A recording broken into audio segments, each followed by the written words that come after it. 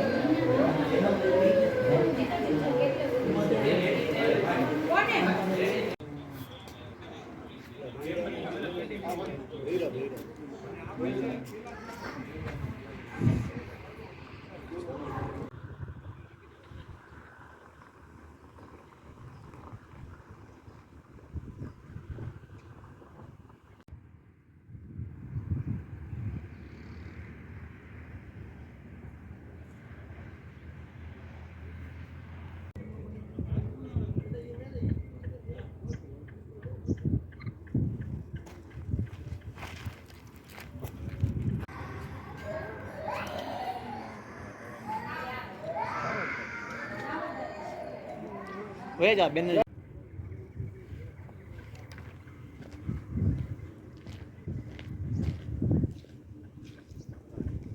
हाँ मोरो 8-10 वीडियो लो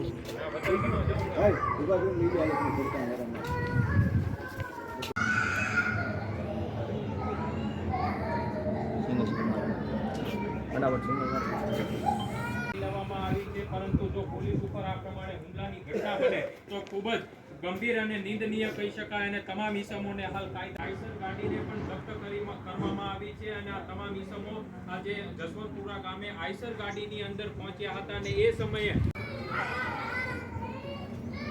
હું કે કોણ